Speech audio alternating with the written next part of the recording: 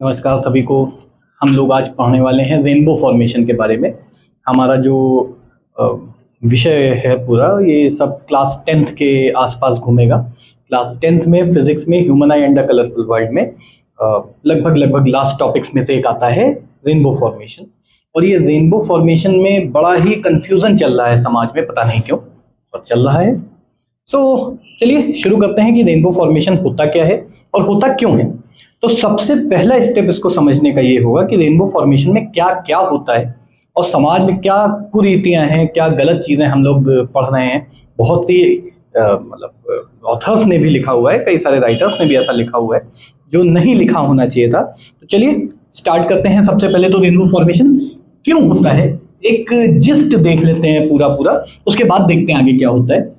सबसे पहला स्टेप होता है कि आपका एक वाटर ड्रॉपलेट होता है। ड्रॉपलेट का मतलब होता है छोटे छोटे, बहुत छोटी छोटी बूंदें जो सस्पेंडेड होती हैं, जिनको हम लोग ह्यूमिडिटी भी कहते हैं, मॉइस्चर भी कह देते हैं अक्सर। तो पहला स्टेप ये है कि आपके जनरली जो रेनफॉल के बाद होता है, there should be a large number of water droplets in the atmosphere. पहला स्टेप, राइट। दूसरा स्टेप जो सन है तो यहाँ कहीं पे होना चाहिए। अच्छा, ये सन हमने छोटा इसलिए बनाया हुआ है क्योंकि सन बहुत दूर है और सन को बहुत बड़ा बनाने से हमारा कोई पर्पस खास हल नहीं होने वाला है, इसलिए हम लोगों ने सन को छोटा सा दिखा दिया है। जहाँ पे असली फिनोमिना हो रहे हैं वो हमने बड़े बड़े दिखाए हैं, है ना। वाटर ड्रॉपलेट हमने जूम्ड व्यू में बनाया है। Actually water droplet compare to sun is negligible in size, right. अब यहाँ से आने वाली जो लाइट है, सनलाइट जो आ रही है, ये हम सबको पता है कि सनलाइट हमको किस कलर की दिखती है और सनलाइट किस कलर की होती है। तो sunlight is white in colour, हम सबको पता है। बाबा नूतन दास ने हम लोग को 17वीं शताब्दी में बताया था that when light passes through a prism it splits into 7 colours due to refraction of different colours at different angles, right. तो यहाँ से जो सनलाइट आ रही है वो आ रही है वाइट कलर की, वाइट सनलाइट। और वाइट लाइट में 7 कलर होते हैं, हम ये सब जानते हैं।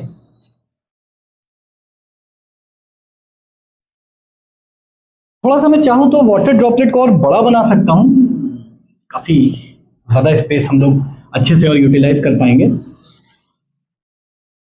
This is our water droplet, sunlight इसमें आती है। अब हमको एक बात पता है कि जब भी लाइट एक मीडियम से दूसरे मीडियम में जाती है और नॉर्मल इंसिडेंस ना हो, यानी 90 डिग्री सरफेस के ना हो, एंगल ऑफ इंसिडेंस 0 डिग्री ना हो, तो लाइट बेंड करती है। और अलग अलग कलर की लाइट की अलग अलग वेवलेंथ होती है, अलग अलग मीडियम में, वैक्यूम छोड़ के अलग अलग मीडियम में अलग अलग स्पीड होती है, जिसकी वजह से लाइट अलग अलग एंगल पे बेंड करती है। यानी सेम एंगल ऑफ इंसिडेंस के लिए, 0 डिग्री के एंगल ऑफ इंसिडेंस को छोड़ करके, सेम एंगल ऑफ इंसिडेंस के लिए रेड लाइट अलग एंगल पे मुड़ेगी, ग्रीन लाइट अलग एंगल पे मुड़ेगी, वॉयलेट लाइट अलग एंगल पे मुड़ेगी, और जो भी जितने भी मिलियन कलर्स हम इमेजिन कर लें, 7 ब्रॉड कैटेगरीज में हम स्पेक्ट्रम को डिवाइड करते हैं, राइट। तो अलग अलग कलर अलग अलग एंगल पे मुड़ेंगे, राइट। अब यहाँ पे मेरे पास 2 अलग अलग कलर की चौक है, एक रेड लाइट दिखाएगी, एक वॉयलेट दिखाएगी। थोड़ा सा और इसको ऊपर की ओर को रिफ्रैक्ट कराते हैं ताकि हमको डायग्राम बनाने में आसानी रहे। इस जगह पे देखिए भैया, रेड लाइट तो ऐसे बेंड हो गई, वॉयलेट इससे ज्यादा बेंड होगी क्योंकि वॉयलेट के लिए रिफ्रैक्टिव इंडेक्स ज्यादा होता है। It will bend a little more, ऐसा। आई होप ये पहला फिनोमेना सबको क्लियर होगा कि इस पॉइंट पे लाइट में क्या हुआ, डिस्पर्जन हुआ, ठीक है। रिफ्रैक्शन की वजह से डिस्पर्जन होता है यहाँ पे। एंड एक जो गड़बड़ है वो अभी हम आगे इसको डिस्कस करेंगे। अब ये जो लाइट है, आप लोगों ने देखा होगा अक्सर, तो ये मेरा जो मैं ग्लासेस लगाए हुए हूँ, इसमें अगर पता नहीं किस एंगल पे आ रहा है कि नहीं आ रहा है, I am not sure, but अगर आपने किसी के ग्लासेस में देखा हो जो स्पेक्टिकल्स लगे होते हैं, इसमें आप लोगों ने नोटिस किया होगा कि आपको सामने वाले व्यक्ति की, जो दूसरा व्यक्ति, अगर आपके सामने वाला व्यक्ति चश्मा लगाए है, स्पेक्टिकल्स हैं, तो आपने ये नोटिस किया होगा कि आपको उसकी आंखें भी दिखाई देती हैं। और अक्सर पीछे वाली लाइट, या अगर बहुत ज़्यादा लिट रूम है, बहुत ज़्यादा लाइट अच्छी खासी है उस रूम में, तो आपने ये नोटिस किया होगा कि इन ग्लासेस में पीछे का रिफ्लेक्शन भी आता है, यानी आर पार भी दिखता है, रिफ्रैक्शन भी होता है और रिफ्लेक्शन भी होता है। तो यहाँ पे सारा गड़बड़ चालू होता है हमारे समाज में, जो कुरीतियां हैं उनमें से एक यहाँ पे है। सो इस जगह पे बहुत ध्यान से समझेंगे, इस जगह पे लाइट का कुछ हिस्सा रिफ्रैक्ट हो जाता है, कुछ ऐसे मान लेते हैं थोड़ा सा हिस्सा 10, 20, 50%, आई एम नॉट श्योर कितने परसेंट रिफ्रैक्ट होता है, कुछ हिस्सा तो रिफ्रैक्ट हो जाता है, बचा हुआ हिस्सा पार्शियल रिफ्लेक्शन होता है। It's not total internal reflection. मैं यहां पे लिख देता हूं टोटल इंटरनल रिफ्लेक्शन, मैंने बहुत सारी किताबों में पढ़ा है, ऐसा नहीं होता है। This is not total internal reflection. It can not happen that rainbow is formed as per the diagram of NCERT class 10th के हिसाब से। हमको रेनबो फॉर्मेशन में TIR दिखेगा ही नहीं, वो एक सेपरेट वीडियो है, उसको हम लोग फिर किसी दिन उठाते हैं। तो यहाँ पे थोड़ा सा हिस्सा लाइट का निकल गया। आप लोग ये भी कह सकते हो सर यहाँ पे भी तो थोड़ा सा ऐसे रिफ्लेक्ट होना चाहिए था, क्योंकि पार्शियल रिफ्लेक्शन और पार्शियल रिफ्रैक्शन तो हर जगह होगा। बिल्कुल आपकी बात सही है, मेरी बात भी सही है। थोड़ा सा रिफ्रैक्शन हुआ लाइट का, थोड़ा सा रिफ्लेक्शन हुआ लाइट का, माय बैड, थोड़ा सा रिफ्रैक्शन हुआ। इस जगह पे भी थोड़ा सा रिफ्रैक्शन हुआ और थोड़ा सा अब क्या होगा, रिफ्लेक्शन होगा। So this light will be reflected, कुछ ऐसा, राइट। अब क्योंकि हमें रेनबो फॉर्मेशन से मतलब है, तो हम ये जो थोड़ा सा हिस्सा इसका रिफ्रैक्ट हो रहा है और यहाँ जो थोड़ा सा हिस्सा रिफ्लेक्ट हो रहा है, हम इनकी बात ही नहीं करेंगे। जिससे हमें मतलब है, समाज हमारा ऐसा ही, जिससे हमें मतलब है हमें उससे ही बात करनी है। अक्सर ऐसा होता है, हमेशा नहीं। तो यहाँ पे क्या हुआ, डिस्पर्जन। इस जगह पे क्या हुआ, इंटरनल रिफ्लेक्शन। ठीक है, तो मैं ये TIR हटा करके यहाँ पे अलग अलग पॉइंट्स पे लिख देता हूं। पहले स्टेप में हुआ डिस्पर्जन, यानी कि लाइट जो थी वो हमारी अपने सातों कलर में डिवाइड हो गई। दूसरा स्टेप है यहाँ पे, इस जगह पे, राइट, यहाँ पे हो रहा है इंटरनल रिफ्लेक्शन। पता नहीं किसी विद्वान व्यक्ति ने ही सोच समझ के कहा होगा कि ये इंटरनल रिफ्लेक्शन है। पहले लिख लेते हैं इसको, किसी बड़े विद्वान व्यक्ति ने कहा होगा, नो डाउट। एनसीईआरटी बनाने वाले बहुत विद्वान व्यक्ति हैं, एंड ये तो जग उजागर है ही, CBSE में भी सारे लोग विद्वान हैं। इनफैक्ट समाज में हर कोई विद्वान ही है ना। खैर, सो इंटरनल रिफ्लेक्शन, भैया सारे ही रिफ्लेक्शन इंटरनल होते हैं। अगर मैं यहाँ खड़ा हूँ और यहाँ पे शीशा रखा हुआ है, तो एयर से लाइट गई, टकरा करके एयर में ही आई, तो सारे रिफ्लेक्शन इंटरनल ही होते हैं। किसी बड़े विद्वान व्यक्ति ने यहाँ पे नाम दे दिया ये इंटरनल रिफ्लेक्शन है। भैया एक्चुअली ये थोड़ा सा पार्शियल रिफ्लेक्शन, ठीक है, this is partial reflection. 100% light reflect नहीं होती, कुछ हिस्सा लाइट का रिफ्लेक्ट होता है ना। जैसे अगर मैं यहाँ पे खड़ा हूँ, तो अगर यहाँ कहीं पे मेरी जो लाइट जल रही है इस रिकॉर्डिंग रूम में, क्लासरूम में, तो यहाँ जो लाइट जल रही है, अगर आप लोग साक्षात प्रेजेंट होते यहाँ पे सामने होते, तो आपको शायद मेरी आंखें भी दिख रही होती, जो अभी भी वीडियो में दिख रही होंगी। कुछ हिस्सा आपको ये लाइट का भी रिफ्लेक्शन दिखाई दे रहा होता। आप अपने घर में अगर आपके यहाँ प्लेन वाला ग्लास लगा हुआ है, आप उसमें भी देख सकते हो, थोड़ा सा हिस्सा रिफ्लेक्ट होता है, राइट। तो ये इंटरनल रिफ्लेक्शन, राइट, जो कि सारे ही रिफ्लेक्शन इंटरनल होते हैं। This is a partial reflection, थोड़ा सा हिस्सा लाइट का रिफ्लेक्ट हुआ है, बाकी हिस्सा रिफ्रैक्ट हो गया है, राइट।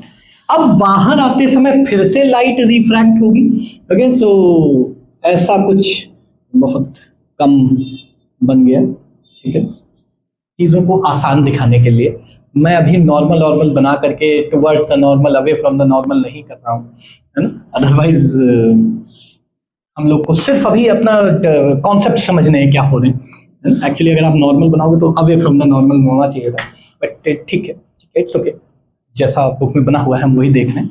यहाँ कहीं पे अगर ऑब्जर्वर की आंख होगी, प्लीज माइंड माई ड्राइंग, बहुत अच्छी ड्राइंग है, मैं जानता हूँ मेरी। तो यहाँ पे ऑब्जर्वर को दोनों कलर दिखाई देंगे, ऊपर दिखेगा रेड कलर और नीचे दिखाई देगा violet colour, as per class 10th NCERT CBSE, right. NCERT तो क्या सभी के लिए। सो यहाँ पे जो आपको कलर दिखाई दे रहा है ये रिफ्रैक्शन, उसके पहले इंटरनल रिफ्लेक्शन और उसके पहले डिस्पर्जन ऑफ लाइट हो रहा है। तो मैं यहाँ पे लिख भी देता हूँ आखिरी में, लाइट रिफ्रैक्ट हो रही है, यानी कि रिफ्रैक्शन ऑफ लाइट हो रहा है। तो 3 फिनोमिना होते हैं रेनबो फॉर्मेशन में, बड़ा सिंपल, आराम से याद हो जाएगा। पहले लाइट एयर से वाटर ड्रॉपलेट के अंदर आई, मीडियम चेंज हुआ, अलग अलग कलर अलग अलग एंगल पे मुड़ेंगे and we will get a spectrum, natural spectrum, right. उसके बाद आता है इंटरनल रिफ्लेक्शन। यहां पे लाइट, कुछ हिस्सा लाइट का रिफ्लेक्ट हुआ, कुछ हिस्सा लाइट का रिफ्रैक्ट हुआ, पार्शियल रिफ्लेक्शन हुआ। पता नहीं क्यों विद्वान व्यक्तियों ने कुछ सोच समझ के ही लिखा होगा, इंटरनल रिफ्लेक्शन लिखा गया, राइट।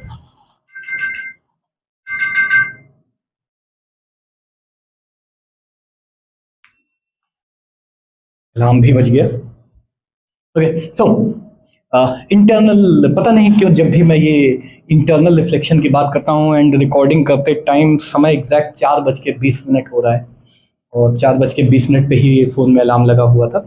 पता नहीं क्यों ये इंटरनल रिफ्लेक्शन देखते ही 4:20 याद आ जाता है मुझे। आई हैव नो आइडिया भाई, इसका विद्वान व्यक्तियों से कोई लेना देना नहीं है।